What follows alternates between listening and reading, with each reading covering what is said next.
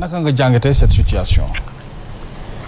jërëjëf Mouhamed maa ngi lay nuyu bu baax di nuyuwaat plateau bi yëpp ñi fi nekk di nuyu askanu Sénégal bi ñuy seetaan ci biir ci bitim réew ak ci réseaux sociaux yi di baalu àq ñëpp ci weeru koor gi di baal ñëpp di ñaan kooru jàmm di rafetlu également li nga xam ne moo daje muy kooru jàngu bi ak kooru ñi nga xam ne tey moom mooy ñun jullit yi donc may ñaanal ñëpp jàmm wax dëgg yàlla di ñaan Sénégal aussi daal di am jàmm li nga wax Mouhamed mu jëm ci wàllum ay licenciement ci yenn structures yi dama jàpp ne dafa am ñu ñu fi teg ci bu yàggut donc muy gouvernement buy fi toog ak régime bu bees bi donc ñu am lu ñu diggee woon ak askanu Sénégal muy projet bu am solo boo xam ne ñu gis na Sénégalais yëpp ñi ëpp pànc bi ci ëpp da cee ànd ñu fal leen teg leen fii pour lan pour véritablement emploi des jeunes bokku ci ndax boo xoolee ñi fal tey ñi nga xam ne ñoo jiite réew mi ndaw yi dañ cee am solo lool kon donc ñu amoon yaakaar bu rëy ci ñoom xale yi tamit amoon yaakaar bu rëy ci ñoom donc naam fukk weer xayma ci bilan xaw na dina xaw a teel trop waaye tamit fi mu nekk dañu nekk ci le temps de l'action comme on dit action bi nag mooy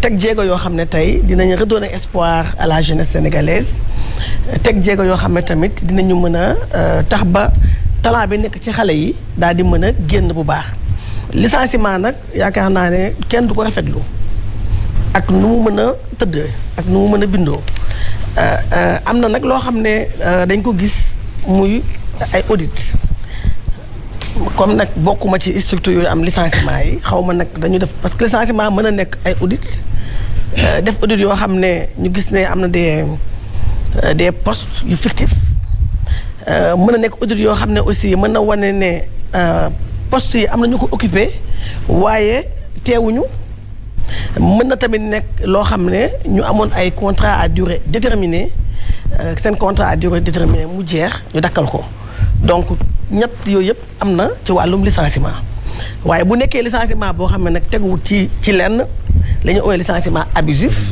loolu kenn mënu ko rafetlu loolu li ñu mën a def rek mooy ñaawlu ko daal di nag sensibiliser ñi nga xam ne tey ñoo yor réew mi muy duo bi fi toog muy président Diomaye Faye ak Ousmane Sonko que ñu saytu xool lu waral ci yenn structures yi ñuy dàq ay ndaw yoo xam ne dañu amoon yaakaar que ne ñoom bu ñu toogee ay liggéey la ñu am voilà.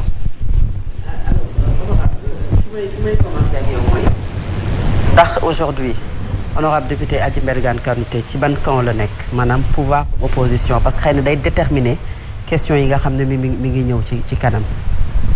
waaw xam nga Fatou Abdou je pense que ne fii ci Sen TV ñëw naa fi yàggut te wax naa ci naam parti bi ma bokk muy Union pour le développement du Sénégal UDSA nee naa dafa nekk un parti boo xam ne bu souverain bu démocratique duñu ñoo xam ne dañuy jox ay bët duñu xooloo fu ñu neex. ñun suñu biir. ñooy xool toog waxtaan daal di saytu xool analyser xool contexte xool les actes politiques que les gens posent et par rapport à cela ñu déterminé wu. donc looloo tax nag bi nga xamee ne élection législative yi jot na ndax xam naa loolu nga ma bëgg a laajaat rek. comme ba ma ñëwee bee passé fekkuma la fi. donc bi mu jotee président de la république président Macky Sall ñun yaakaar naa ne bi ñuy ànd ak moom ñu bëri ànduñu woon ak moom.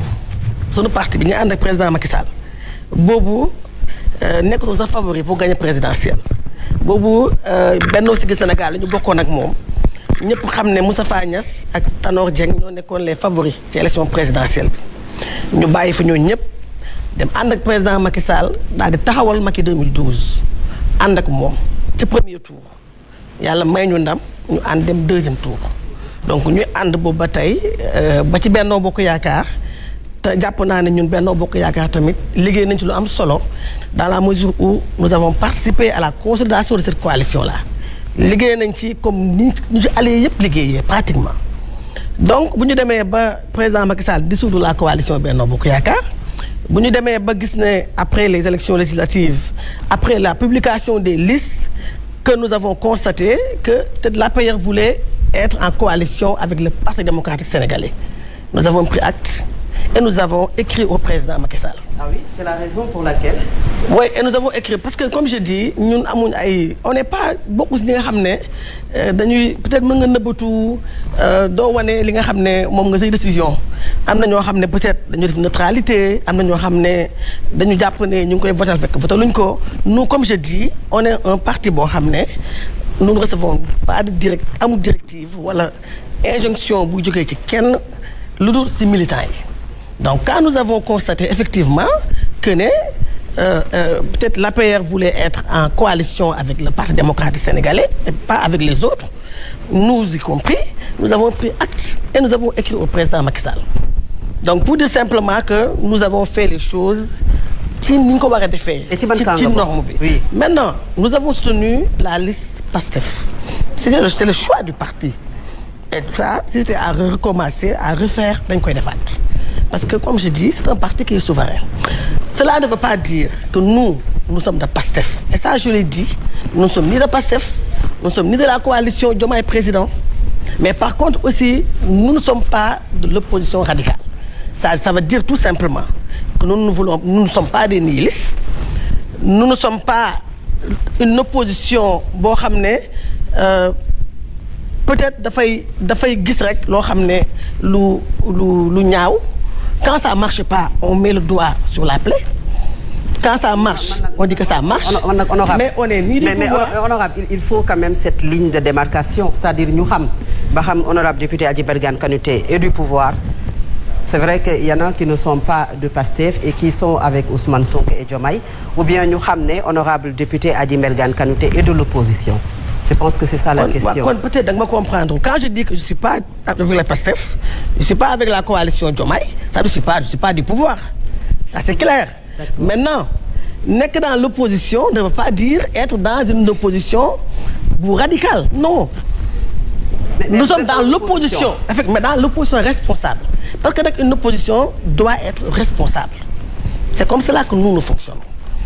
Donc, nous ne sommes pas dans le pouvoir. Mais ce n'est pas contradictoire de soutenir une liste lors des élections législatives du 17 novembre nga xam ne ñetti weer la ñu ci teg et aujourd'hui yow liste boobu nga taxaw ne ñi nga àndal nañu voté liste bi pour ñu dem assemblée nationale am majorité et man raison bi ma déggoon nga joxe ko c'est pas le PDS mais Alla Kane papa la ci yow ñaan na la nga ñëw loolu peut-être mën nañ ci wax yu bari. non mosuma dégg man personnellement man c'est un communiqué du parti. C'est-à-dire qu'il faut différencier le parti de la personnalité d'Adji Mbergane Kanouté. D'accord. C'est un communiqué du parti. J'ai même pas présidé cette réunion d'ailleurs. Et ça a été présidé par le vice-président du parti et le président des sages. On n'a pas dit que nous avons soutenu le PASTEF parce que il y a Alla Kane. Le parti est passé par Alla Kane pour soutenir la liste du PASTEF. C'est comme ça que c'est exactement que ça s'est passé. Et je l'ai dit, Alla Kane n'est pas venu vers le parti. C'est le parti qui est parti voir Alla Kane pour lui dire qu'il devait soutenir la liste du PASTEF. Il y a une contradiction. Il y a 3 mois, vous avez soutenu la liste de PASTEF, demandé à vos militants de voter pour PASTEF et aujourd'hui, vous êtes en opposition.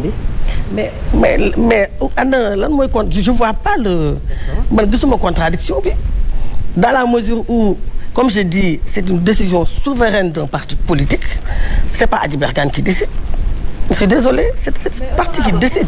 Pourquoi attendre maintenant ci wàllu woowu pourquoi attendre ba ñu investir la ci liste bële ba pare ngeen di doog a génn ndax position bi nga nekkoon ci biir liste bi moom moo la neexul moo tax ngeen defee doxalee noonu wala. Mais je l'ai dit, j'ai dit quand nous avons vu la liste. Quand la liste a été publiée, nous avons effectivement vu voilà, que... Ah, d'accord. Nous avons la liste publiée.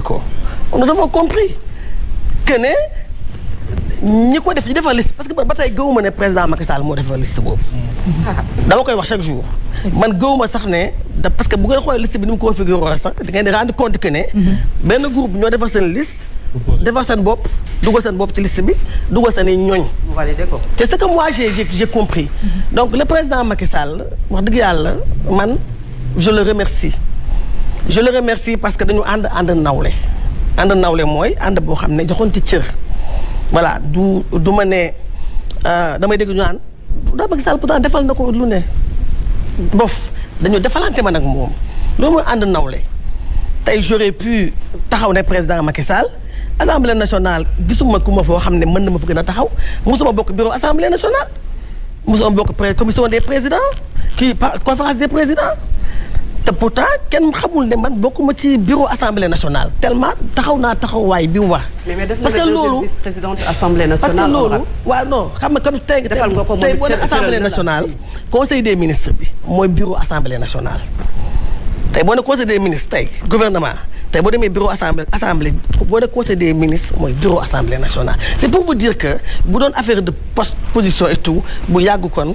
J'aurais pu sur la liste. Ouais, je l'aurais mérité quand même. Su la defoon deuxième sur la liste, est-ce que vous allez quitter la coalition Benno Bokk mais moom laa expliqué au moment de la campagne su fekkoon yaa ngi deuxième troisième ou cinquième. dégg la le parti xam nga man samay wax day clair moi j'ai très clair j'ai dit bi liste bi ñu publié liste bi le parti a compris mooy le parti xam na ne l'APR voulait aller en coalition uniquement avec le Parti démocratique sénégalais. Uniquement. Parce que liste bi xool leen. liste bi configuration ñun nag on a un parti politique. du parti boo xam ne kenn mooy décider mooy def. mais on a boo nee uniquement dafa mel ni yow kon dañu jël une décision pour beddi la te yow ku ne xam na ne ni nga mel ci Benno Bokk Yaakaar ay la yoon kenn dootu ko nattable il fut un moment Adji Mbergane rek la ñuy doon gis ci plateau yi dans des moments les plus difficiles maintenant ni nga ko interprété yow est-ce que ça ne pose pas problème que parti bi dafa ni mu configuré liste bi dafa bëggoon ànd ak uniquement ak PDS. waaw parce que nag bi lu si génnee boo xoolee. jaww sax amul nattable. ah mais sa interprétation la yow. bopp yow ak sunu parti. c'est-à-dire que c'est l'interprétation xaw ma da ngeen a ñëwee. parce que man li ngeen di interprété ko dëgg yàlla li ma gën a amal solo mooy parti bi parce que militant ñoo tax ñu naan Adji Mbergane man rek du ma dara kon donc tey.